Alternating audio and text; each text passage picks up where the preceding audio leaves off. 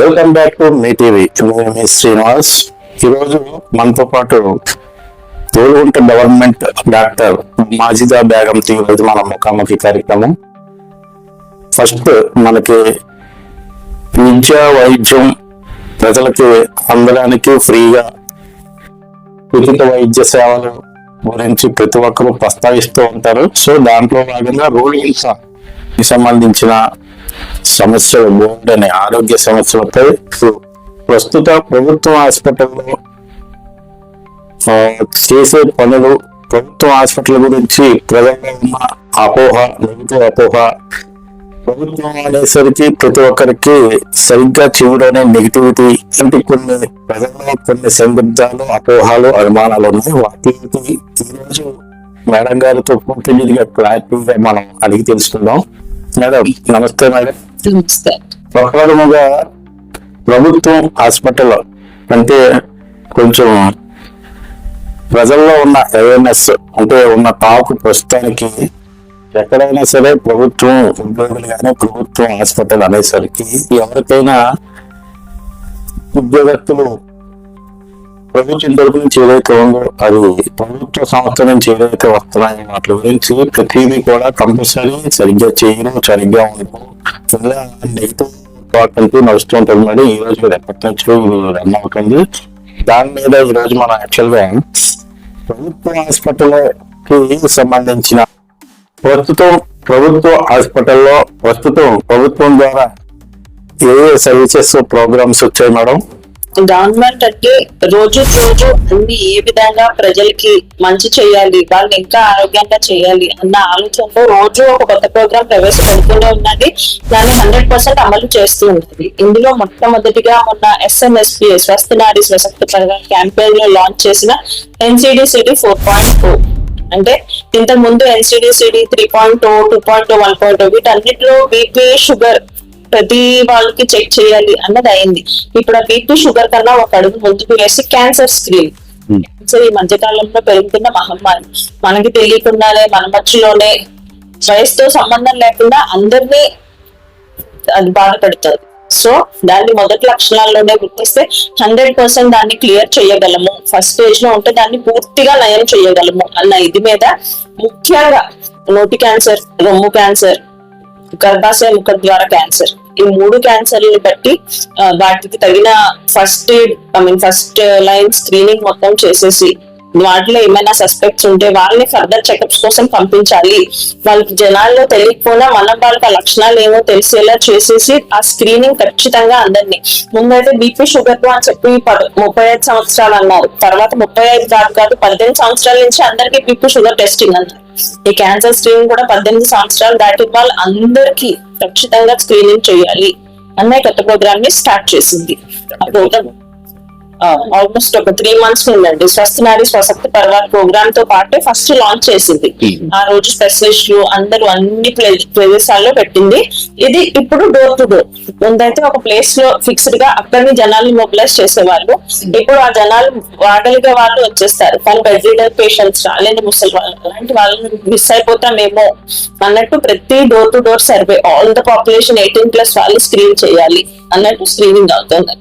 Almost 35 to 40% of screening అయ్యింది కూడా. అందులో సస్పెక్ట్స్ ఉన్నారు, వాళ్ళని గుర్తిస్తున్నాము.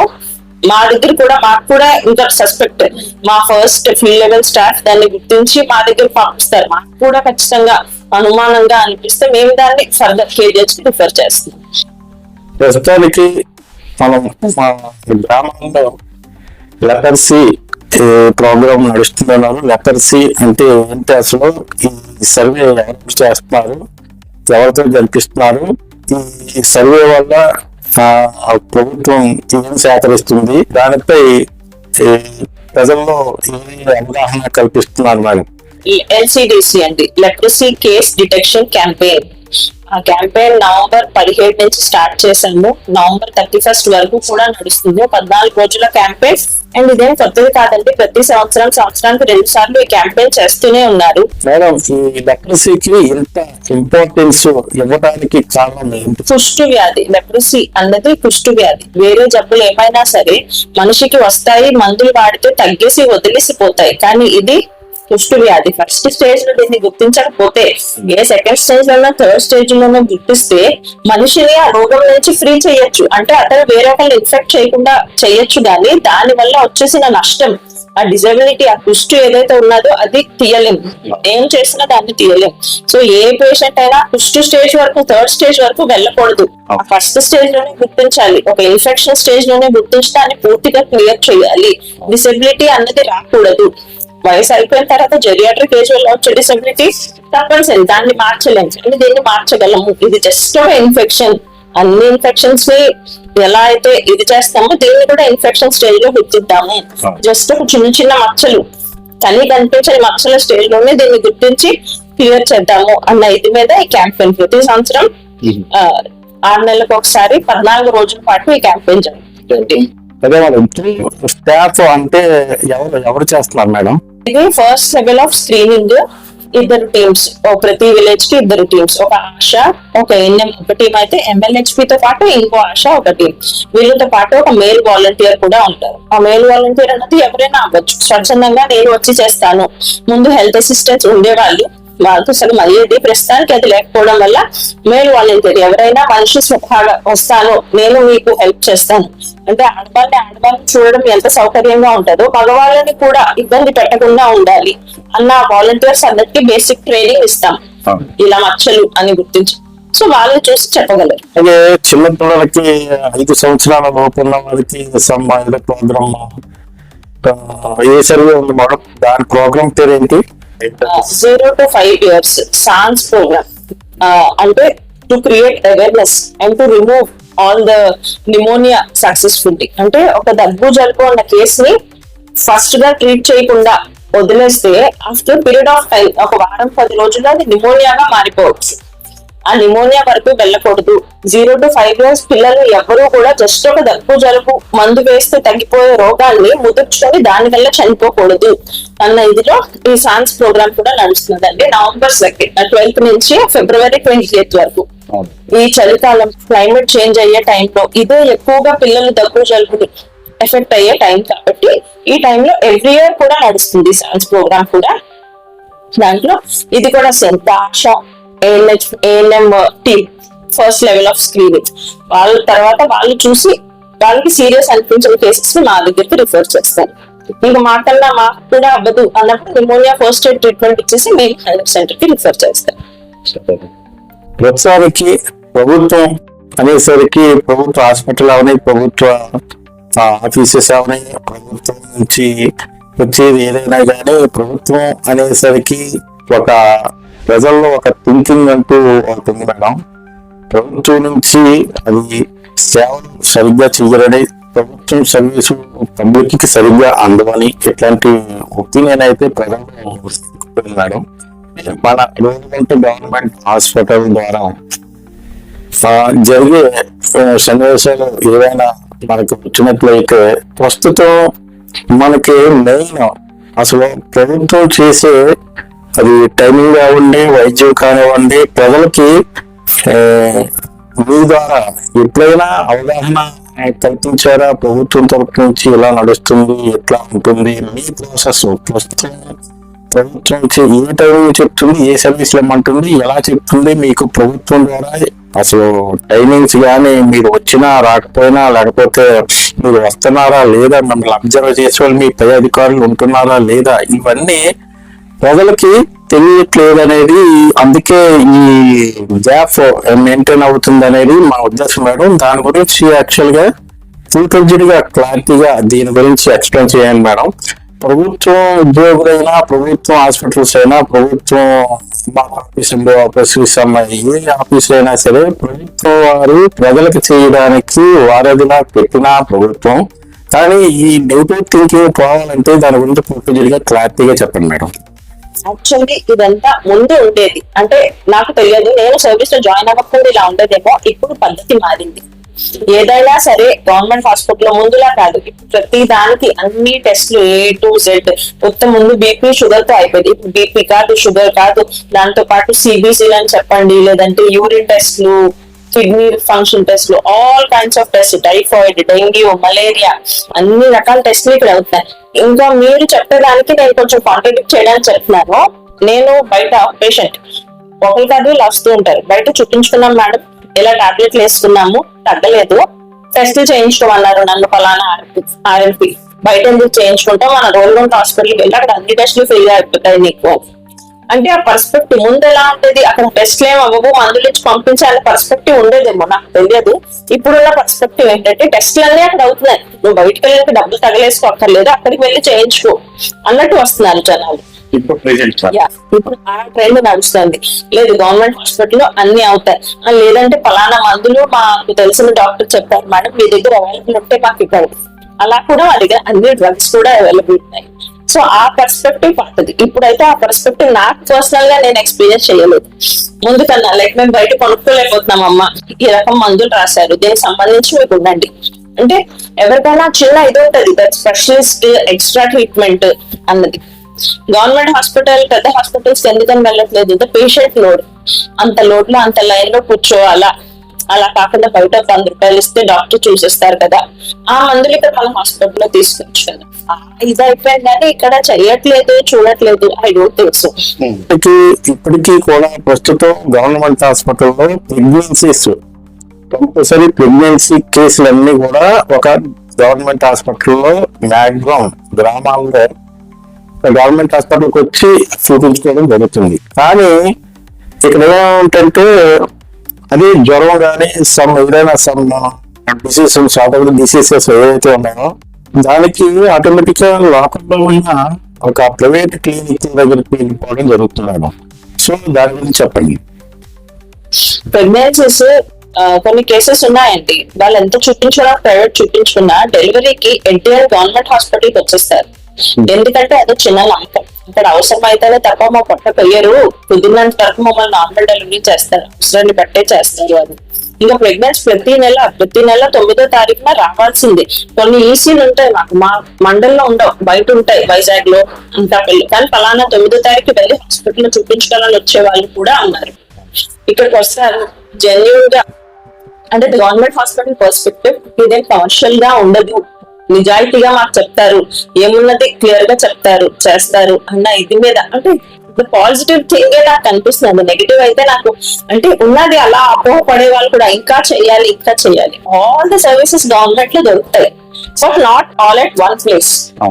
ఇక్కడికి వచ్చేసి నాకు స్పెషలిస్ట్ ట్రీట్మెంట్ ఇక్కడ ఇవ్వాలంటే no, this is a primary health centre, primary care నేను ఇవ్వగలను.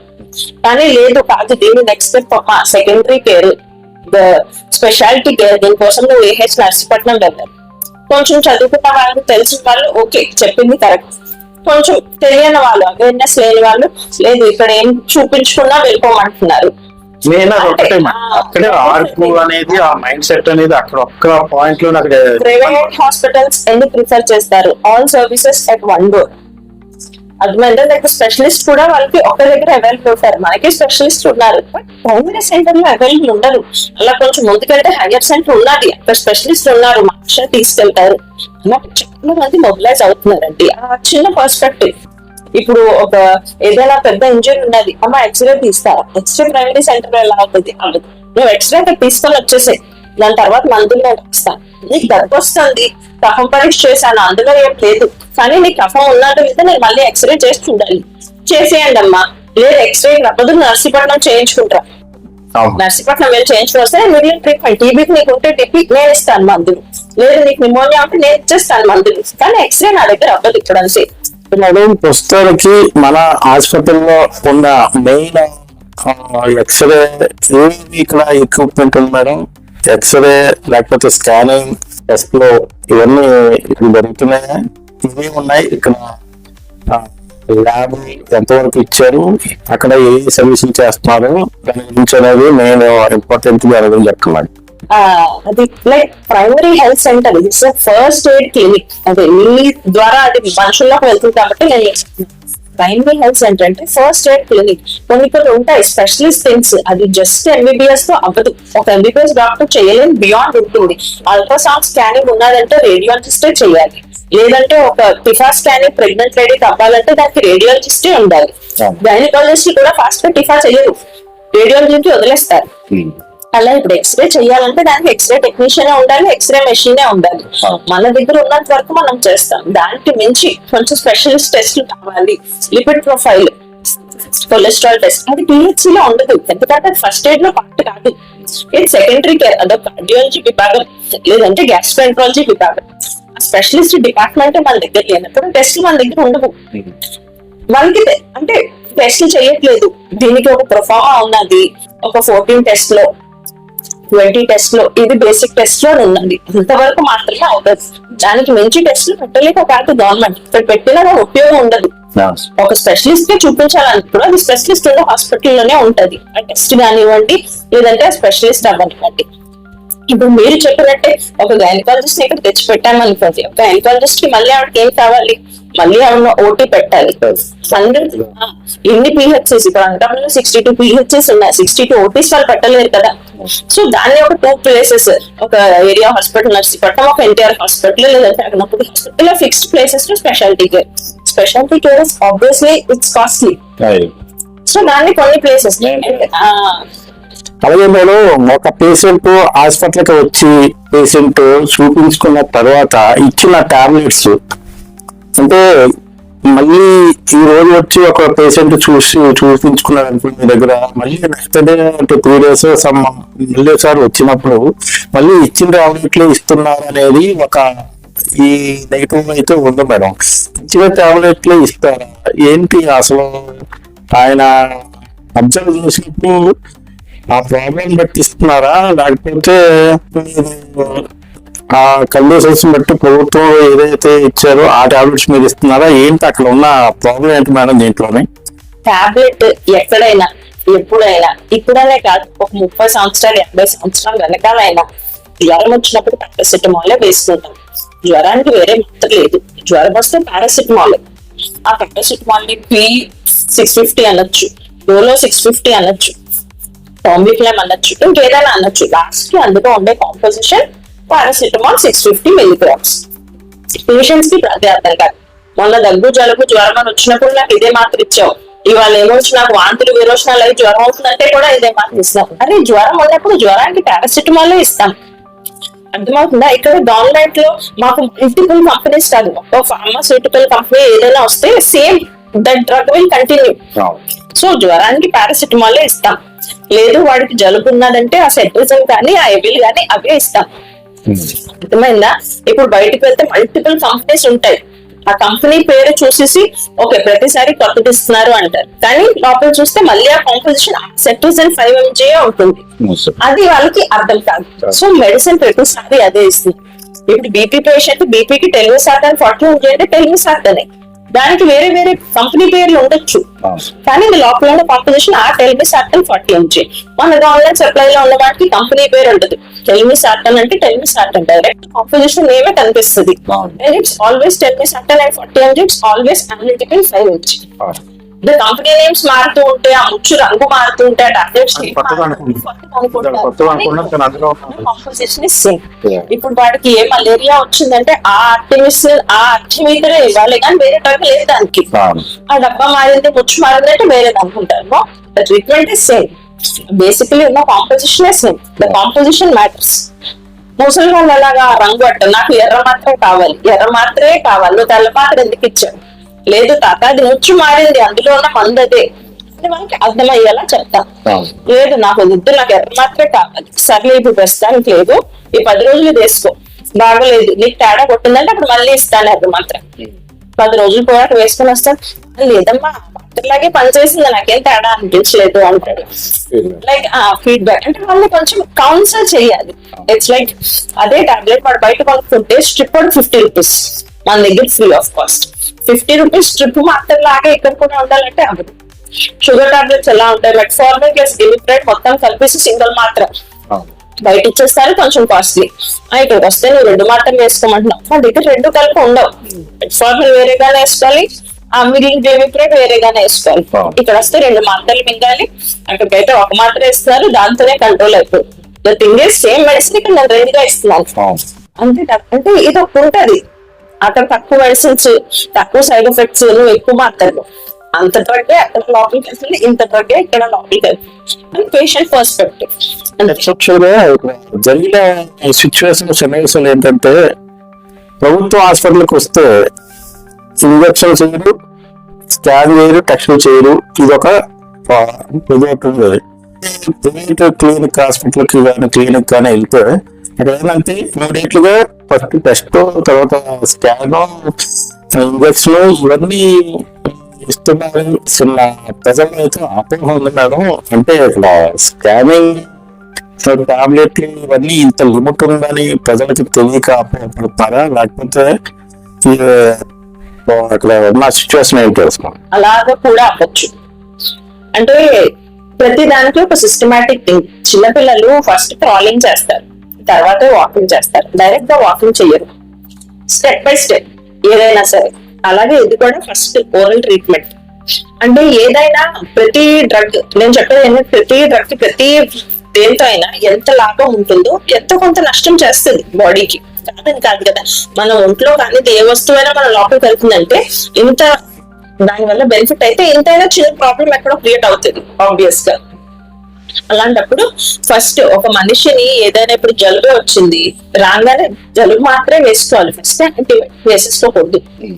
సో అది సిస్టమాటిక్ థింగ్. ఓకే 3 రోజులు మాత్రలు మేము తగ్గలేదా, సరేరా బ్లడ్ టెస్ట్ అవి చేశాం, తగ్గలేదా, ఓకే దాని తర్వాత ఇంకా యాంటీబయాటిక్ అది పెట్టాం, తగ్గలేదా, అప్పుడు యాంటీబయాటిక్ ఇంజెక్షన్స్.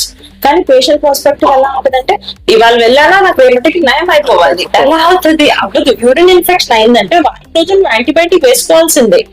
అలా ఏం చేస్తారు, మన దగ్గర 2 రోజులు వాడతారు, ఇంకో డాక్టర్ దగ్గర ఇంకో 2 రోజులు. అక్కడ తగ్గదు. 3వ డాక్టర్కి వెళ్ళే పాటికి ఈ మందులు వారం అయిపోతుంది కదా, అక్కడ తగ్గుతుంది. ఆ డాక్టర్ దగ్గరికి వెళ్ళాను బాగా అయిపోయింది. పర్సెప్షన్ ఉంటది. బట్ థింగ్ ఇస్ ఇక్కడ యాంటీబయాటిక్ ఉంటుంది, 7 days కోర్సే నడుస్తుంది. వెళ్ళగానే తగ్గిపోవాలి. లేదంటే ఇవాళ జ్వరం వచ్చిందో వెళ్ళగానే బ్లడ్ టెస్ట్ చెయ్యాలి. అవసరం లేదండి బ్లడ్ టెస్ట్. ఇవాళ జ్వరమో దగ్గు వచ్చిందంటే అది వైరల్ ఇన్ఫెక్షన్ అవ్వచ్చు. వైరస్ కి దగ్గు బ్లడ్ టెస్ట్ ఏం అవసరం లేదు కదా. ఒక వైరల్ ఇన్ఫెక్షన్ అంటే వస్తుంది, దానికి అదే 4 days కి తగ్గిపోతుంది మనం ఏం చెయ్యకపోయినా సిమ్టమాటిక్ మేనేజ్మెంట్ ఇస్తూ. కానీ వచ్చిన వెంటనే బ్లడ్ టెస్ట్ అంటారు. అవసరం లేదంటే మీరు టెస్టులు చేయరు అని చెప్పేసి వెళ్ళిపోతారు. కానీ అక్కడ యాక్చువల్గా అవసరం లేదు. కొన్నిసార్లు ఏమవుతుంది, పేషెంట్ కి ఇప్పుడు ఆ టైంకి సాటిస్ఫై చేయాలి, ఆ టైంకి వాడిని సాటిస్ఫై చేయాలి. మనం చెప్పే ట్రీట్మెంట్ వాడు వాడాలి, వాడు అప్పుడే బాగవుతుందనే విషయం మనకు తెలుసు. సో వాళ్ళ పద్ధతిలో చేయాల్సి వస్తుంది కొన్ని తప్పనిసరి పరిస్థితుల్లో. సరే ఓకే, ఇప్పటికీ బ్లడ్ టెస్ట్ చేయించేస్తాం. ప్రతి ఫీవర్ వచ్చే ప్రతి కేసు కి ఖచ్చితంగా మలేరియా స్క్రీనింగ్ అవుతుందండి. బ్లడ్ స్క్వేర్ అయితే అందరిది తీస్తాం. ఓకే బ్లడ్ టెస్ట్ చేస్తారా, ఐ థింక్ నాకు తగ్గిపోతుంది. ఆ బ్లడ్ టెస్ట్ ఏంటన్నది కూడా అంటే ఇది ముసలి వాళ్ళు అని చెప్పను, లేదంటే ఇలిటరేట్ అని నేను చెప్పను. ఇది వెళ్ళడానికి ఇంజక్షన్ పడాలి, 2 బ్లడ్ టెస్ట్లు చెయ్యాలి, కుదిరితే ఒక బాటిల్ పడాలి, అప్పుడే నాకు తగ్గుతుంది. అవసరం లేదు కానీ ఇది యాక్చువల్ గా అంటే ప్రభుత్వం హాస్పిటల్ కి వచ్చేసరికి ఇక్కడ ఏంటంటే ఒక పేషెంట్ ప్రభుత్వ హాస్పిటల్కి వచ్చాడు అనుకోండి, చూసిన తర్వాత యాక్సిడెంట్ అయ్యి మన హాస్పిటల్కి వచ్చాడు అనుకోండి, అక్కడ ఏంటంటే అది యాక్సిడెంట్ అయినసరికి కంపల్సరీ ఇదని ఉంటుంది, సంథింగ్ ఒక వే ఉంటుంది కదా. మీకు ఎంత లిమిట్ ఒక డాక్టర్, లేకపోతే ఆ డాక్టర్ వేరే, ఈ డాక్టర్ సీని, డాక్టర్ మెడిసిన్, సర్జన్ ఇట్లాంటి వేలు ఆలోచిస్తే అది అర్థం అవుతుంది. కానీ ప్రభుత్వ హాస్పిటల్కి వచ్చేసరికి ఒక దెబ్బతగిలి ఒక మనిషి వచ్చాడంటే ఓకే తక్కువ అక్కడ ఇండియాలో ఏదైతే ఉందో అది ఎంతవరకు ఉందనేది మీరు గ్రహించి దానికి మెడిసిన్ రాయడం, ఒకవేళ అక్కడ మీరు చూడగలిగింది అయితే చూసి పంపించడం చేస్తారు. ఇన్ కేసు మీకు ఎక్కువ అనిపించి లేకపోతే మీ దగ్గర చూసినా అక్కడ ఉన్న ఎక్విప్మెంట్ లేక అక్కడ ఆ స్కానింగ్ ఏదో ఒకటి అక్కడ ఎక్విప్మెంట్ లేనప్పుడు మీరు ఏం చేస్తున్నారు, మళ్ళీ పై హాస్పిటల్కి రిఫర్ చేస్తున్నారు. సో దానికి అసలు మీరు అట్లా ఆటోమేటిక్ గా సీజ్ అవ్వట్లేదు. అసలు ఇక్కడ అవడానికి వేరే హాస్పిటల్కి వెళ్ళమన్నారు అనే థింకింగ్ ఉంటున్నారు. సో అసలు మేలుకోవాలి ఏంటంటే అక్కడ మీకు సరిపడా ఎక్విప్మెంట్ లేకపోవడం ఒకటి, మీ ఫస్ట్ ఎయిడ్ హాస్పిటల్ పిహెచ్సిస్ అయితే ఫస్ట్ ఎయిడ్ ఇక్కడ చిన్న అంటే కొంతవరకు చూడగలిగిన సబ్జెక్ట్ లేకపోవడం ఒకటి, ఈ 2 నడుస్తున్నాయి మేడం. అసలు అలాగే మేడం అంటే ప్రజల్ని ఒక ఆలోచన ప్రజాప్రతినిధులు చెప్పే పొలిటీషియన్స్ చెప్పే వే ఎలా ఉంటుందంటే ప్రభుత్వ హాస్పిటల్ అక్కడ 60 పడకలు ఉన్నాయి, లేకపోతే ఒక 100 పడకలు ఉన్నాయి, 100 పడకల హాస్పిటల్ 60 పడకల హాస్పిటల్ అని వీళ్ళు మైండ్ లోకి వెళ్తుంది. ఆ వీళ్ళు ఆలోచించి 100 పడకల హాస్పిటల్ అంటే 100 పడకలకు సంబంధించి ఎంతమంది డాక్టర్స్ ఉంటారు, ఎంత ఏమి ట్రీట్మెంట్ ఉంటాయి అనేది ప్రజల్లో తెలియని లోపం ఉంటుంది మేడం. కానీ ఇక్కడ ఏంటంటే 100 పడకలు అంటే కంపల్సరీ ఒక 10 మంది డాక్టర్స్ అయినా ఉండాలి, పూర్తిగా ఏపీజెడ్ ఇక్కడ ఆపరేషన్స్ ఎక్విప్మెంట్ మొత్తం ఇవన్నీ ఇక్కడే ఉంటాయని వీలో ఉంటుంది మేడం. ఏంటి అసలు 100 పడకలకి పడకలైనా ఏ పడకలైనా దానికి ఒక ఎంతమంది స్టాఫ్ ఉంటారు చెప్పండి మేడం దీని గురించి. ఇది ఏంటంటే గవర్నమెంట్ కూడా చాలా సిస్టమాటిక్ గా చేస్తుంది. ఇప్పుడు ప్రతి పేషెంట్ బాగలేని ప్రతి ఒక్కరు డైరెక్ట్ గా స్పెషలిస్ట్ దగ్గరికి వెళ్ళిపోతే స్పెషలిస్ట్ లో యాక్చువల్ కేసు ని చూడలేకపోతారు. సో ఫస్ట్ ఏ కేసు అయినా మా దగ్గర ఫిల్టర్ మేము చేసేస్తాం. మోర్ దెన్ హాఫ్ మాకు వచ్చే 100 కేసుల్లో 80% ఆఫ్ ద కేసెస్ మా వరకు మేము క్లియర్ చేసేయగలం. నార్మల్ ఫీవర్స్ అవ్వనివ్వండి, నార్మల్ పెయిన్స్, కింద పడ్డారు, కాలు కాల్చింది, గీరుకున్నది, ఇవన్నీ మా దగ్గర అయిపోతాయి. సో ఆ ఫిల్టర్ చేయాలి స్పెషలిస్ట్ దగ్గర. ఎక్కడైతే స్పెషలిస్ట్ అవసరం ఉందో అది వాళ్ళ దగ్గరికి చూపించాలి అన్న ఇది 6 బెడెడ్ అంటే ఇక్కడ mostly delivery cases 90% of the in admissions delivery cases. ఆ డెలివరీ కేసులు కాకుండా చిన్న చిట్టకా లైక్ నార్మల్ గా వామిటింగ్స్, లూజ్ మోషన్స్ అవ్వనివ్వండి, ఇలాంటి కేసెస్ ఏమైనా 1 డే ఆర్ 2 డే ఉంచుతాం కానీ మిగిలిన కేసెస్ అవసరం పడదు. So 6 bedded is enough. Iron చూపులు పెట్టడానికి ఒక 2 డేస్ నుంచి ఫ్లూయిడ్స్ పెట్టడానికి 6 బెడెడ్ సరిపోతుంది. అక్కడ మీరు చెప్తున్నారు కదా పెద్ద హాస్పిటల్స్ ఎక్కువ బెడెడ్. ఇప్పుడు నర్సీపట్నంలో ఉన్నది 100 బెడెడ్ హాస్పిటల్ ఉన్నది. ఎందుకని అక్కడ ఉన్నారు కూడా సమ్ 7-8 స్పెషాలిటీస్ ఉన్నాయి. ఒక్కొక్క స్పెషలిస్ట్ కి ఒక్కొక్క 6-7 బెడ్స్ లా ఉండాలి. కాబట్టి ఆబ్వియస్లీ మీరు చెప్తున్న bed to specialist proportionality is correct. ఎక్కువ స్పెషలిస్ట్ ఉన్నారు, సో ఎక్కువ బెడ్స్. మన దగ్గర ఉన్న 2 డాక్టర్స్ కి 6 బెడ్స్. అలా ఆ ప్రపోర్షనాలిటీని బట్టి ఎస్ ఎక్కువ బెడెడ్ ఇస్ ఎక్కువ స్పెషాలిటీ ఎక్కడైనా సరే. KGH even more bedded, even more specialities. So ఆ పేషెంట్ లోడ్ ని బేర్ చేసేలాగా పెట్టే కానీ బెడ్కి అక్కడ ఇచ్చే సర్వీసెస్ కి no professional. Very first and fall ముందు నుంచి మనం చెప్తున్నది ఇప్పటికి చక్కగా నీరు మరగబెట్టుకుని చల్లార్చుకుని తాగండి. ఎండలో పని చేసేటప్పుడు ఎప్పుడో పొద్దున్న 6ంటికి ఎప్పుడో వెళ్ళిపోయాను మళ్ళీ 12ంటికి వచ్చి తింటానంటే కాకుండా ఎండలో పనిచేసేటప్పుడు చెమట వచ్చేస్తూ ఉంటుంది. ఆ చెమటకి సరిపడా ఎలక్ట్రోలైట్స్ బ్యాలెన్స్ చేయాలి. అంటే ఓఆర్ఎస్ అందరి దగ్గర అవైలకపోతే జస్ట్ మన వేడి గెంచులో చిటికెడు ఉప్పు కలుపుకొని తాగుతుంటే అది కూడా ఓఆర్ఎస్ లాగే పనిచేస్తుంది. లిక్విడ్స్ కంటిన్యూగా తీసుకోండి, వడదెబ్బ తగలకుండా ఉండడానికి కానీ, లేదంటే ముసలి వాళ్ళు బీపీ టాబ్లెట్ అది, షుగర్ టాబ్లెట్ అది వాడేవాళ్ళు మోస్ట్ ఇంపార్టెంట్ టైంకి తినాలి. టైంకి తినకపోయినా కొంచెం కొంచెంగా ఆరాంగా తినాలి. ఇలాంటి బేసిక్ ఇది ఎవరు చెప్పరు. మాత్రలు వేసుకోండి అన్నంత వరకే చెప్తారు, కానీ దాంతో పాటు టైంకి తినాలి, మాత్ర టైంకి వేసుకోవాలి. ఏ రోజు మాత్రలు మిస్ అవ్వకూడదు. మందులు ఇవాళ అయిపోయాయి రేపు వెళ్ళి తెచ్చుకుందాంలే, ఆ మధ్యలో 1-2 డేస్ గ్యాప్ ఉన్నట్టు చూసారా, వెరీ డేంజరస్ గ్యాప్. ఆ 1-2 డేస్ లోనే బీపీ ఫుల్ షూటప్ అవ్వచ్చు, ఇంకేదైనా జరగకూడదు జరగచ్చు. సో ఎప్పుడు టాబ్లెట్ మిస్ అవ్వకూడదు. ఇంకా 2 రోజులకి మాత్రలు ఉన్నాయని మందులు తీసుకొని వాడాలి, కానీ టాబ్లెట్ డిస్కంటిన్యూ చేయకూడదు. అలాగే మేడం యాక్చువల్గా ప్రస్తుతానికి మనకి సాల్ట్ ఉప్పు మేడం, మెయిన్ ఇంపార్టెంట్ గా సాల్ట్ ఏంటంటే మనకి ప్రభుత్వం ద్వారా వచ్చే ప్యాకెట్ ఏదైతే అదే తీసుకుంటున్నారు. అలాగే కొంతమంది అవగాహన కొన్ని కంపెనీలు తీసుకొని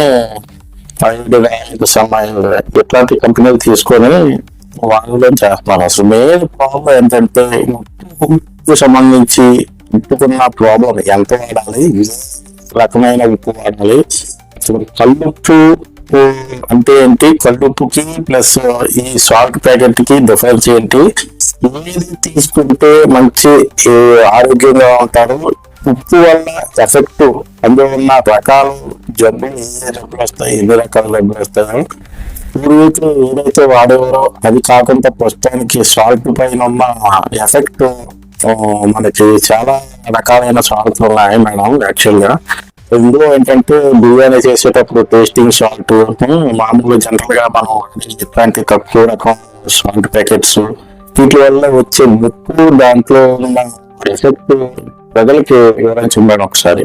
ఈ గళ్ళుప్పు అనేది మనం నార్మల్ గా ప్రిపేర్ చేసుకునేది from the I don't know that సముద్రం నుంచి తీసిన దాంతో ఎలా ప్రిపేర్ చేస్తారో గళ్ళుప్పు. ఈ సాల్ట్ ఇప్పుడు పంపిస్తున్న సాల్ట్ ఏదైతే ఉన్నదో that is iodised salt.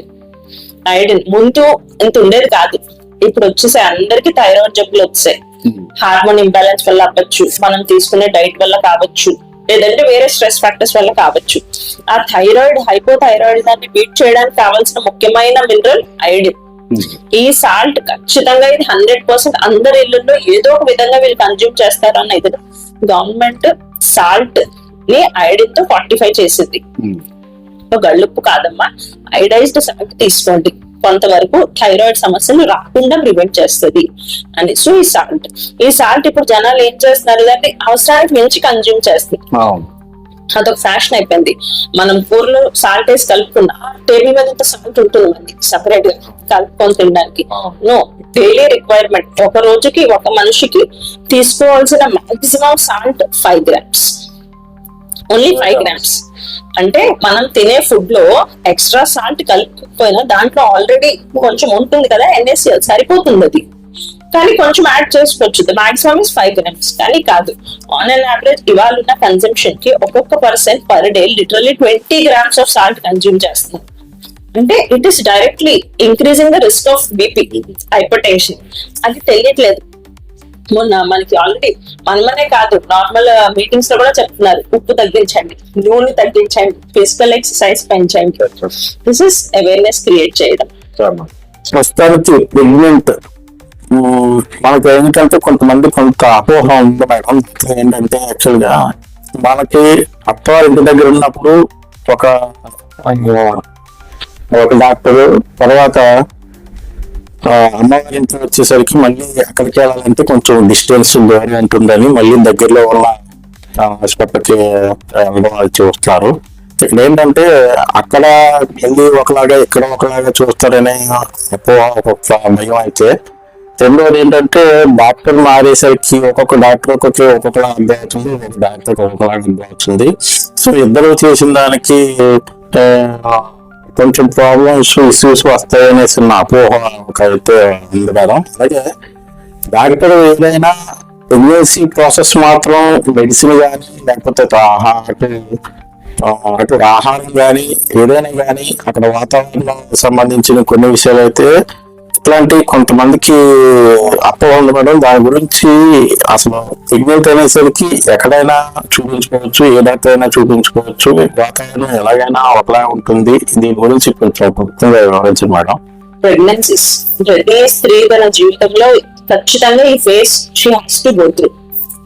Pregnancy ఏమనుకుంటారంటే ఇప్పుడు నెల తప్పింది, టెస్ట్ చేసుకున్నాను, పాజిటివ్ వచ్చింది, ఇప్పటి నుంచే నా బిడ్డ కోసం నేను ప్రిపేర్ అవ్వాలి అని అనుకుంటారు. కానీ కాదు. ఆ ప్రెగ్నెన్సీ అనేది ఎప్పుడు స్టార్ట్ అవుతుంది? ఈ అమ్మాయి అడోలసెన్స్ నుంచే స్టార్ట్ అవుతుంది. ఒక అమ్మాయి 15 years అమ్మాయి, తను అప్పటి నుంచే కేర్ తీసుకోవాలి, తన ఫ్యూచర్ లైఫ్ లో బాగుండాలంటే. అంటే ఒక 16-18 సంవత్సరాల అమ్మాయి దగ్గర నుంచి ఉన్నప్పుడే ఐరన్ టాబ్లెట్స్ వేస్తున్నారు. మీకు తెలిసి ఉంటుంది, ప్రతి వారం ఖచ్చితంగా విక్స్ ప్రోగ్రామ్ కింద ఐరన్ టాబ్లెట్స్. ఎందుకని? ఒక ఎనిమిక్ గా ఉన్న అమ్మాయి ఎనిమిక్ గా ఉన్న ప్రెగ్నెంటే అవుతుంది, రక్తహీనతతో ఉన్న ప్రెగ్నెంటే అవుతుంది. రక్తహీనతతో ఉన్న ప్రెగ్నెంట్ ఇచ్చే బిడ్డ కూడా రక్తహీనతతోనే పుడుతుంది. ఇదంతా స్టాప్ చేయాలంటే ఎక్కడ స్టార్ట్ చేయాలి? కౌమార దశ నుంచే స్టార్ట్ చేయాలి. వీళ్ళకి న్యూట్రిషన్ ముందు నుంచి స్కూల్లో పెట్టే గుడ్ కాల్షియం డెఫిషియన్సీ రాకుండా ఉండడానికి, మనకి ఇచ్చే ఐరన్ టాబ్లెట్స్ ఐరన్ డెఫిషియన్సీ రాకుండా ఉండడానికి. సో ఇక్కడ నుంచి గవర్నమెంట్ చూడండి ఎంత బాగా కింద నుంచి కూడా స్టార్ట్ చేసింది. అదంతా చేస్తూ విలేజెస్ లో ఒక డిసడ్వాంటేజ్ టీనేజ్ ప్రెగ్నెన్సీస్, అంటే 19 సంవత్సరాల లోపు ప్రెగ్నెన్సీ రావడం, టీనేజ్ ప్రెగ్నెన్సీ. ఇప్పుడు బేసికలీ బయట కూడా లైక్ మేము రిజిస్ట్రేషన్ చేసేటప్పుడు కూడా బిలో 21 years అయితే తీసుకోదు రిజిస్ట్రేషన్. 21 years అవ్వాలి. గవర్నమెంట్ ఎంతలో పట్టింది 21 years కి. ఆ అమ్మాయి 19 years వరకు ఆ అమ్మాయి అడోలసెంట్, ఇంకా తన బాడీ ఇంకా డెవలప్ అవుతుంది, తను 100% డెవలప్ అవ్వాలా. సో ఇంకో ప్రాణాన్ని తను వేరు చేయలేదు. ఈ టీనేజ్ ప్రెగ్నెన్సీస్ వల్ల పిల్లలు కూడా ఏదో ఒక లోపంతో పుట్టడము, తక్కువ బరువుతో పుట్టడము, ఇంకేదో ఇవన్నీ అవ్వకుండా ఉండాలంటే ఫస్ట్ టీనేజ్ ప్రెగ్నెన్సీస్ వద్దు. ఇంట్లో వాళ్ళు ఉన్నారనో, మేనరికమనో, ఇంకెవరో ఉన్నారనో, ఇప్పుడు ఈ సంబంధం దాటిపోతే రాదని కాదు. ఇవాళతో అది అయిపోలేదు. ఇంకా ఆవిడ ఇంకో తరం మొత్తం చూడాలి, ఇంకో 2-3 తరాల్ని చూడాలి. అంటే తనని తన ఫుల్ ఫ్లెడ్జ్డ్ ఎదగనివ్వాలి. She has to grow. తనకి తనే ఒక చిన్నపిల్ల, టీనేజ్ అడోలసెంట్, తనే ఒక చిన్నపిల్ల అంటే బేబీని ఎలా చూసుకోగలదు, ఎలా క్యారీ చేయగలదు, ఏం తినాలో ఏం చెయ్యాలో అని తెలుసుకునే వయసులో తన ఇంకో బిడ్డను ఎలా చూడగలదు. So no, teenage marriage is a sin and teenage pregnancy is a crime, literally crime. ఆ తల్లి ప్రాణం అట్ రిస్క్, ఆ బిడ్డ ప్రాణం at risk. So teenage pregnancy అనేది అస్సలు ఉండకూడదు. ఇది ఇప్పుడనే కాదండి, ప్రతిసారి మేము అందరికీ చెప్తాం. ఇప్పుడు మారిపోయాయి రూల్స్. ఈ టీనేజ్ మ్యారేజెస్ ఏమైనా సరే గవర్నమెంట్ ఇస్ రెస్పాండింగ్, కంప్లైంట్ ఇస్తున్నాం, వాళ్ళకి చెప్తున్నాం ఇది కాదు పద్ధతి. అప్పటికీ మాకు మిస్ అయిన కొన్ని టీనేజ్ మ్యారేజెస్ ఉంటాయి, వాళ్ళు కౌన్సిల్ చేస్తాం. అయిపోయింది. ఇదిగో నీకు 21 years వచ్చేంత వరకు నువ్వు కన్సిడర్ అవ్వకూడదు, నో ప్రెగ్నెన్సీ. సో ఇంకా అలా మోటివేట్ చేస్తే ఇంకా ఉన్నాయి లేవని చెప్పను, బట్ స్టిల్ మా ప్రయత్నం ఇంకా కొనసాగుతుంది. నెక్స్ట్ ప్రెగ్నెన్సీ, సరే టెస్ట్ చేసుకున్నాం, పాజిటివ్ వచ్చేసింది. అది అమ్మో బయట ఎవరికి చెప్పకూడదు, 4 నెలల వరకు ఎక్కడికి వెళ్ళకూడదు, చేయకూడదు, నోట. ప్రెగ్నెన్సీ అని తెలిసిన ఫస్ట్ ఇమీడియట్లీ డాక్టర్ దగ్గరికి వెళ్ళాలి. ఆ ఫస్ట్ 3 months అన్నది చాలా ఇంపార్టెంట్. ఆ ఫోలిక్ యాసిడ్ అన్నది ఒక అద్భుతం లాంటిది. టాబ్లెట్ 3 నెలలకు ఖచ్చితంగా వాడాల్సిందే ఫర్ హెల్దీ చైల్డ్. ఇన్ని రోజుల్లో ఇవేం వాడేవాళ్ళు కాదు కదా మేడం, పిల్లలు చక్కగానే పుడుతున్నారు కదా అంటే అప్పుడు వాళ్ళ డైట్ వేరు. ఇప్పుడు మనకు ఆ డైట్ లేదు, కెమికల్స్ లేకుండా మన పంట లేదు, మన ఫుడ్ లో మినరల్స్ లేదు. సో ఖచ్చితంగా సప్లిమెంట్స్ తీసుకోవాల్సిందే. సో ప్రెగ్నెన్సీ కన్ఫర్మ్ అయిన వెంటనే మెడికల్ అటెన్షన్ ఇస్ ఇంపార్టెంట్, చూపించుకోవాలి. ఆ టాబ్లెట్ వాడాల్సిందే. ఆ ఫాలిక్ యాసిడ్ లేదు ఇంకా వాంతులు అయిపోతున్నాయి, మామూలే మామూలు కాదు. ఇప్పుడు దానికి కూడా పరిష్కారం వచ్చింది, వాంతులు కూడా టాబ్లెట్స్ వచ్చాయి. ఆ వాంతులు స్టాప్ చేయాలి, స్టాప్ చేయకపోతే మళ్ళీ మదర్ వీక్ అయిపోతుంది, ప్రెగ్నెన్సీ లాస్ యొక్క ఛాన్సెస్ పెరిగిపోతాయి. సో ఖచ్చితంగా అప్పుడు కూడా మెడిసిన్ యూజ్ చేయాలి. ఇప్పుడు అన్నిటికీ మాత్రలు మిగిస్తారు అంటే తప్పటం లేదు కదా, మన ఫుడ్ లో బలం లేదు, మన ఒంట్లో ఆ శక్తి లేదు. సో ఖచ్చితంగా సప్లిమెంట్స్ ముందరికి ఐరన్, ఫోలిక్, కాల్షియం ఇవే వాడేవాళ్ళు కాదు. అప్పుడు వాళ్ళు తినేవాళ్ళు, జొన్నలు అనివ్వండి, రాగి కానివ్వండి, సోళ్ళని, ఆల్ దీస్ థింగ్స్ తినేవాళ్ళు. ప్రెగ్నెన్సీస్ స్టార్ట్ అయినప్పటి నుంచి మనకి ప్రికాషన్స్ మెడికల్ తరఫున మందులు ఇస్తుంటారు. సో అందులో ఏంటంటే యాక్చువల్ గా మందులు ఇవ్వడానికి కారణం ఒక బేబీ థింకింగ్ చేసి బేబీకి సంబంధించిన ఎవరైతే ప్రెగ్నెన్సీ ఉన్నారో ఓన్లీ తన ఆరోగ్యం, తన హ్యాపీ అంటే నేను తన ఆరోగ్యం తన బలంగా ఉందా లేదనేది మనం అంటే మీరు చేసే బేసిక్ లెవెల్ చూసేది. ఎప్పుడైతే తల్లి ఆరోగ్యంగా ఉందో ఆటోమేటిక్ గా బిడ్డ ఆరోగ్యంగా ఉంటాడనే బేసిక్ తో మీరు యాక్చువల్ గా చికిత్స చేయడం చేస్తారు. సో ఇక్కడ ఏంటంటే యాక్చువల్ గా ఎక్కువ మెడిసిన్ రాసేసరికి కొంతమంది ఏంటంటే మెడిసిన్ కొంతమంది వామిటింగ్స్ వస్తున్నాయి, లేకపోతే పడట్లేదనో వాడట్లేదు.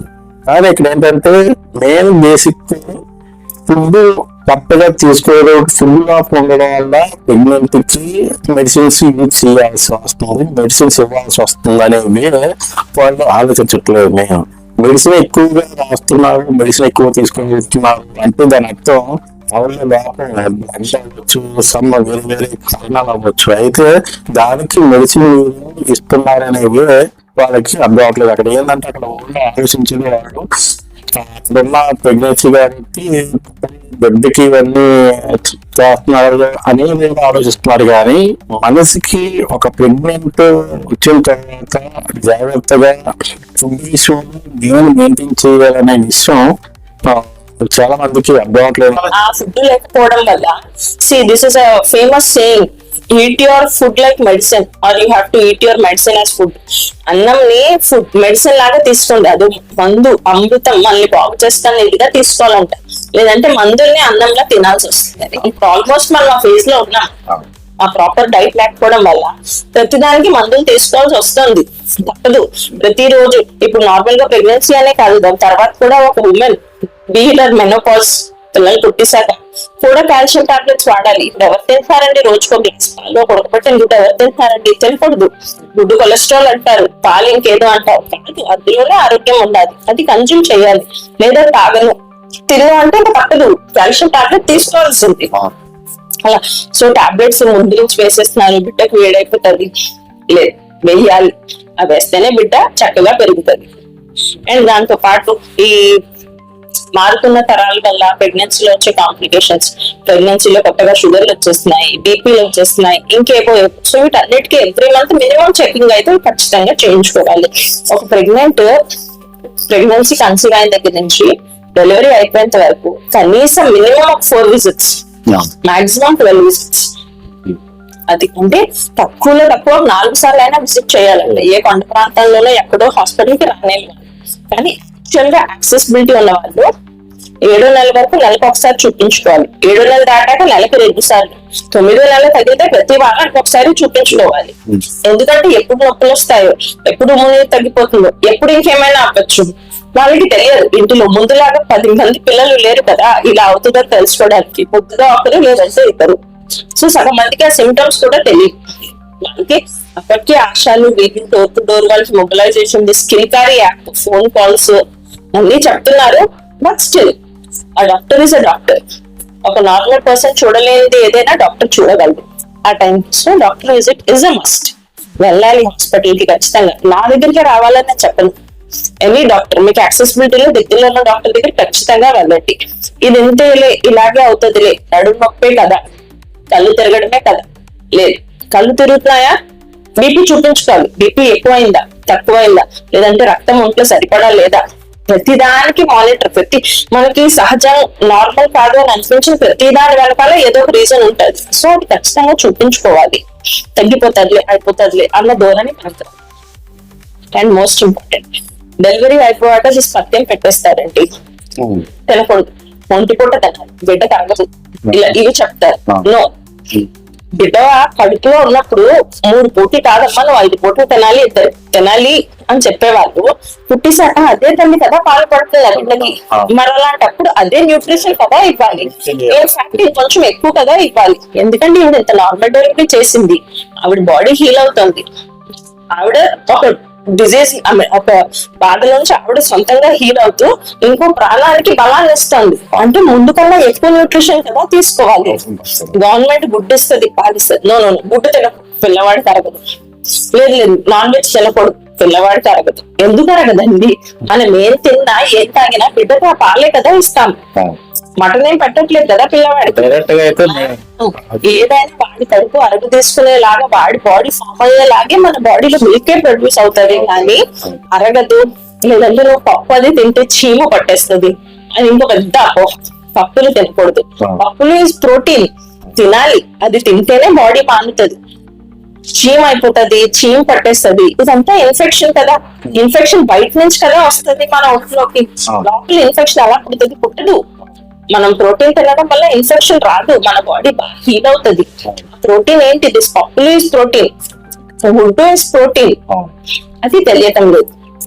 ఇప్పటికీ ఉన్నారు, మీరు చెప్పేస్తారమ్మా మేము కదా పడాలి ఏమైనా అయితే. See we're doctors, we have been through this. మాకు మేము ఆ ఫేస్ పాస్ అయ్యాం, మేము అన్నీ చేసాం. మాకేమైనా అయ్యుంటే మేము మీ వరకు చెప్పాం కదా. That's the thing. వాళ్ళకి అది చెప్పాలి, వాళ్ళకి అది తెలియాలి. చెప్తూనే ఉన్నాం. గవర్నమెంట్ ఇంత డబ్బులు ఖర్చు పెట్టి ఒక మదర్ డెలివరీ అయిపోయాక కూడా పాలు గుడ్డు రోజు ఇస్తాడు. నిజంగా వాళ్ళు తినకూడదు, వాళ్ళకి అది లాస్ చేస్తా అంటే గవర్నమెంట్ ఎందుకు ఇస్తుంది? ఇవ్వదు కదా. అది వాళ్ళు తెలుసుకోవద్దు. పిల్లవాడికి సంవత్సరం అయిపోయే వరకు ఫుడ్ పట్టకూడదు. ఎందుకు పట్టకూడదు? తినాలి కదా, వాడు తింటేనే కదా వాడు బాడీ కదా అలవాటు అవుతుంది. అప్పుడే కదా వాడు అరుగు తీసుకోవాలి. ఏదైనా ఫుడ్ ఇంట్రడ్యూస్ చేయాలి పిల్లలకి. 6 months అయిపోతే ఖచ్చితంగా బయట ఫుడ్ అనాలి. ఏమంటారు, ఆ సంవత్సరాలకు అన్నం ముట్టిస్తామమ్మా, అప్పటి వరకు అన్నం పెట్టాలి. ఎలా అవుతుంది? తల్లి పాలు 6 months వరకే సరిపోతాయి. తర్వాత నువ్వు ఖచ్చితంగా బయట ఫుడ్ పెట్టాలి. అవన్నీ రెడీమేడ్ దొరికే కాకుండా నువ్వు ఇంట్లోనే అన్ని ఆ పప్పులు, బియ్యము ఇవన్నీ పెట్టి నువ్వు పౌడర్ లా చేసుకొని పెట్టగలిగితే అదే మంచిది కదా. నువ్వు ముహూర్తం అని ఇంకేదో అని చెప్పి ఏదో మూడనమ్మా అని చెప్పి పిల్లవాడికి అన్నం పెట్టకపోవడం తప్పు. 6 సంవత్సరాలు దాకా కొత్త పాలు మీద బతకలేడు. ఫుడ్ పెట్టాలి, ఫ్రూట్స్ పెట్టాలి, అది పెట్టాల్సిందే. లేదా అప్పుడే చేస్తామంటే కుదరదు. పిల్లలు ఎందుకంటే వీక్ గా ఉంటారు. ఇక టైంకి వెళ్ళాల్సింది వెళ్ళకపోతే కదా వీక్ అయిపోతారు. సో ఇవన్నీ మేము వెళ్ళేటప్పుడు ఫీల్డ్ లో వాళ్ళకి అవేర్నెస్ క్రియేట్ చేస్తున్నాం. And it's still in the process. తెలిసే వాళ్ళు, ద బెస్ట్ పార్ట్ ఇస్ జనాలు తెలుసుకుంటున్నారు. ద సోషల్ మీడియా ఇదంతా వాళ్ళకి చెప్తుంది. ఆ అపోహల్ని మారుస్తుంది and eventually hopefully it should be done. అలాగే ఒక ప్రభుత్వ హాస్పిటల్కి వచ్చే పేషెంట్ హాస్పిటల్కి రావడానికి ఏ ప్రూఫ్స్ తో రావాలి, ఎలా ఇక్కడికి వచ్చిన తర్వాత ప్రాసెస్ మీరు ఎలా ప్రాసెస్ చేస్తున్నారో, మెయిన్ ఇక్కడ జరిగే సందర్భాలు సిచ్యువేషన్లో ఏంటంటే ముందు ఆధార్ కార్డు చూపించాలి, ఎంట్రీ చేయించాలి, దాన్ని రిజిస్ట్రేషన్ చేయాలి, తర్వాతే వైద్యం అనే కొంతమంది అయితే మా వరకు రావడం జరిగింది మేడం. అపోహ ఏంటంటే ప్రస్తుత హాస్పిటల్కి వెళ్తే ముందు ఆధార్ కార్డు వాడికి ప్రాసెస్ ఇది చెయ్యాలి అని. కానీ వాళ్ళ తరపు నుంచి వచ్చే క్వశ్చన్ ఏంటంటే first important electronic health record. ఇంకా మన కంట్రీలో కొంచెం లేట్ గా స్టార్ట్ చేస్తాం, బట్ అబ్రాడ్ అంతా ఉన్నది. ఒక పేషెంట్ నా దగ్గరకు వచ్చి చూపించుకున్నాడు, నా దగ్గర నుంచి వేరే దగ్గరికి వెళ్ళి చూపించుకుంటాడు, ఇక్కడ నా దగ్గర బీపీకి మందులు తీసుకున్నాడు, రేపు ఇంకేదో కొంచెం పెద్ద ప్రాబ్లం వచ్చింది స్పెషలిస్ట్ దగ్గరికి వెళ్ళావు, బాబు నువ్వు ఏమైనా మందులు వాడుతున్నావు, ఏం మందులు వాడుతున్నావు, బీపీకి మందులు, బీపీకి ఏం మందు వాడుతున్నావు తెలీదు, ముసలాయనకి అతను ఏం వాడుతున్నాడో ఆయనకు తెలియదు, ఆయన ఇంకా ఏదో మంది వాడుతున్నాడే అన్నట్టు ఇది మీదే, కానీ అతను ఏం వాడుతున్నాడో తెలియదు, అతను ఆ టైంకి ముచ్చులు తీసుకెళ్ళడు, ఓపీసీ కూడా తీసుకెళ్ళడు, అంత ఇది లేదు ముసలి వాళ్ళకి. ఈ ఎలక్ట్రానిక్ హెల్త్ రికార్డ్ అన్నది ఒక పేషెంట్ వస్తే అతని ఆధార్ కార్డ్ ఇస్ యూనివర్సల్ అన్నది దగ్గర ఉన్నది. ఆ ఆధార్ కార్డ్ ని బట్టి అతన్ని రిజిస్టర్ చేస్తాం, అది రిజిస్టర్ చేస్తే హెల్త్ రికార్డ్ లో అతనికి ఆధార్ నెంబర్ అనేది జనరేట్ అవుతుంది. And Aadhaar number is like fix. Aadhaar card కొడితే వాళ్ళ జీవితం మొత్తం ఎలా వచ్చేస్తుంది, ఇక్కడ బ్యాంక్ అకౌంట్ ఉంది, ఇక్కడ ఇది ఉంది. అలాగా ఎలక్ట్రానిక్ ఆధార్ నెంబర్ అన్నది electronic. So Aadhaar number create చేసేసి ఇక్కడ నేను ఇచ్చిన ట్రీట్మెంట్ కానీ, నేను ఇచ్చిన మెడిసిన్స్ కానీ, నా దగ్గర వాడు ఎందుకు వచ్చాడు, ఏం చూపించుకోవడానికి వచ్చాడు, ఎన్నిసార్లు వచ్చాడు, ప్రతిసారి అందులో ఎంటర్ చేస్తాను. సో ఇప్పుడు ఎప్పుడైతే థర్డ్ పర్సన్ అంటే ఇంకో స్పెషలిస్ట్ దగ్గరికి వెళ్తారో, ఆయన ఆల్మోస్ట్ ప్రైవేట్ హాస్పిటల్స్ లో కూడా ఇది ఉన్నది, అక్కడికి వెళ్తాడు, వాళ్ళకి తెలియదు ఇతను మెడిసిన్ చెప్పడా, సరే ఆధార్ కార్డ్ తెచ్చాను, ఆధార్ కార్డ్ కొట్టగానే లింక్ అయిన ఆబాద్ అనేది కనిపిస్తుంది. ఆబా మీద హిస్టరీ కొడితే అతని హిస్టరీ మొత్తం వచ్చేస్తుంది. ఓకే ఈయన ఫలానా బీపీ మందు వాడుతున్నాడు, ఎన్ని సంవత్సరాలు బట్టి వాడుతున్నాడు, ఇక్కడ వాడుతున్నాడు, ఈయనకి ఆల్రెడీ ముందు కంప్లైంట్ వచ్చింది, ఆ హిస్టరీ అక్కడ కనిపిస్తుంది. సో పేషెంట్ తీసుకెళ్తే ద పాస్ట్ అతను ఆబా రిజిస్టర్ చేసిన దగ్గర నుంచి all the history will be visible. So person అతను ప్రతిదీ చెప్పలేకపోవచ్చు, కానీ అందులో కనిపిస్తుంది.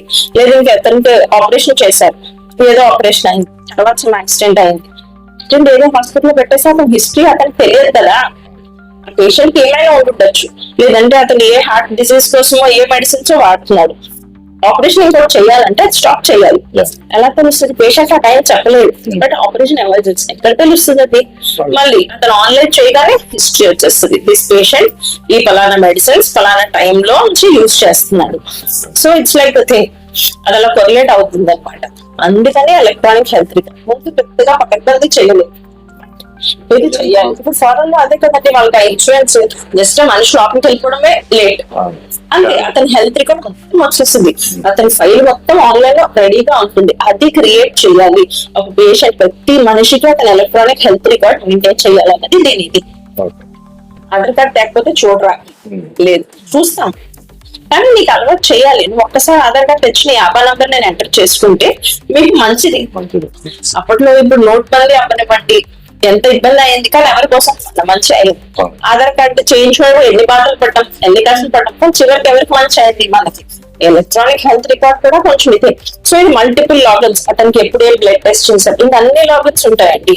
ఒక పేషెంట్ రిజిస్ట్రేషన్, డాక్టర్ ఇచ్చిన ట్రీట్మెంట్, ఫార్మసీలో ఇచ్చిన మెడిసిన్స్, ల్యాబ్ టెక్నీషియన్ చేసిన టెస్ట్లు ప్రతిదీ ఎంటర్ చేస్తారు. ఒక పేషెంట్ అన్ని లాగిన్స్ లో వెళ్తే ప్రతి పర్సన్ ప్రతి రికార్డ్ దాంట్లో ఎంటర్ చేయాల్సిందే. టోటల్ హిస్టరీ అందులో మెయింటైన్. మళ్ళీ నెక్స్ట్ టైం అదే పేషెంట్ వస్తాడా, అదే ఆధార్ కార్డ్ పట్టుకొని వస్తాడా, నంబర్ కొట్టగానే వచ్చేస్తుంది, వీడు ఓల్డ్ పేషెంట్ ఆల్రెడీ వచ్చాడు, అప్పుడు ఇంత బీపీ ఉంది, ఇంత టాబ్లెట్లు ఇచ్చి పంపించాం. So that is like progression అనమాట. తెలిసిపోతుంది పేషెంట్ దగ్గరికి. ఇంకా నెక్స్ట్ టైం నుంచి అతను బీపీ మాత్రం అతను గుర్తుంచుకోగల, బికాస్ మా సిస్టమ్ గుర్తుంచుకున్నది, మా రికార్డ్ లో ఆల్రెడీ ఉన్నది, అతను వాడే పాత్రలు కానీ బట్టి వాట్ ఎవర్. సో ఆ ప్రొసీజర్ లో ఉన్నది. ఇట్స్ లైక్ స్టిల్ క్రియేటింగ్ అపాయిడ్స్, కొంచెం కష్టమే, బట్ ఇట్స్ గోయింగ్ బ్యాక్. అదే మేడం, ఈరోజు మీ తరుణంపై వీక్షించి మాతో పాటు విశేషాలన్నీ మాతో షేర్ చేస్తున్నారు. సో అందుకు ముందుగా మీకు ధన్యవాదాలు. అలాగే మన పబ్లిక్ కూడా ఇవి తెలుసుకొని మనకి ప్రతి ఒక్కరు కూడా ఈ ఎప్పటి నుంచి బయటపడి ప్రతి ఒక్కరు ధైర్యంగా గవర్నమెంట్ హాస్పిటల్కి వచ్చి చూపించుకోవడానికి ముందుకు వచ్చేటట్టు మీరు ఈ రోజు మొత్తం అంతా క్లీన్ చేశారు. సో దానికి గురించి ముందుగా మీకు నమస్తే మేడం. I feel privilege. ఏదో ఒక మీడియా ద్వారా మనుషుల్లో కొంత అవేర్నెస్ వెళ్ళగలుగుతుంది. బికాస్ నేను ప్రతి పేషెంట్ ఇదంతా చెప్పలేదు. మీ ఒక్కరికి చెప్తే it's like you show to some thousands of people. వాళ్ళందరికీ అవేర్నెస్ రావాలి, ఆ ధోరణి పోవాలి అన్నది ఇది. ఇదంతా వాళ్ళు కొంతమందికైనా మార్పు వచ్చినట్టయితే ఇట్స్ బీన్ లైక్ సక్సెస్.